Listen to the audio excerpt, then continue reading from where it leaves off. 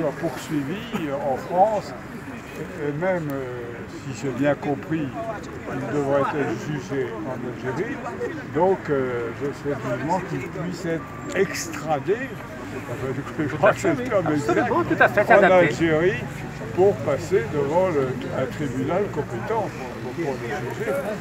Et évidemment, je regrette énormément que M.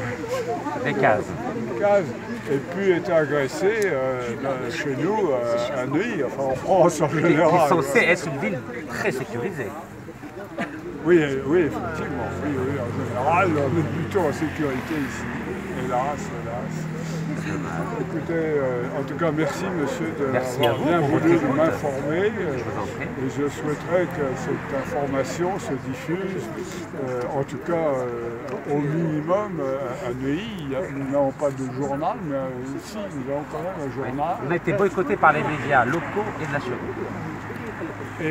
Et nationaux aussi. C'est-à-dire que l'AFP, l'agence France-Presse, a refusé de faire une dépêche sur cette agression, qui était vraiment une tentative de meurtre.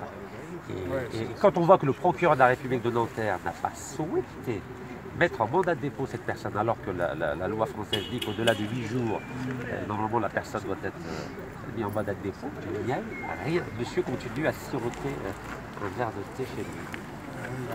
C'est des exceptions qu'on ne peut pas s'expliquer comme ça. Et c'est bien triste pour l'état de droit français, parce qu'on a pensé un moment qu'il y avait un état de droit qui était bien supérieur à celui qui existe en Algérie. Mais on constate qu'on n'est pas très éloigné de la réalité algérienne, parce qu'en Algérie, malheureusement, il n'y a pas d'état de droit.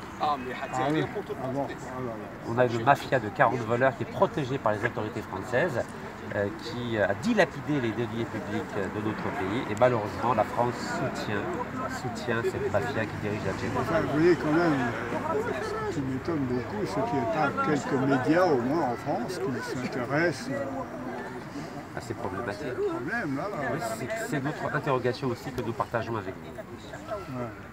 C'est bien triste, la France a bien changé. Hélas.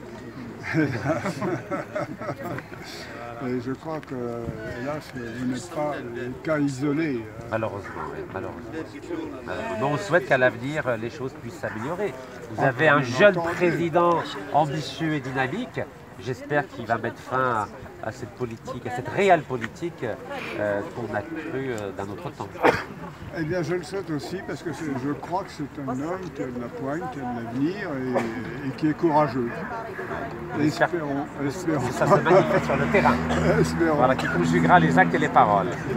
Merci, cher monsieur, pour votre écoute et votre participation. C'est moi qui vous remercie d'avoir eu la gentillesse de m'informer, effectivement, parce que nous ne le sommes pas. C'est la bonne des choses. Merci beaucoup.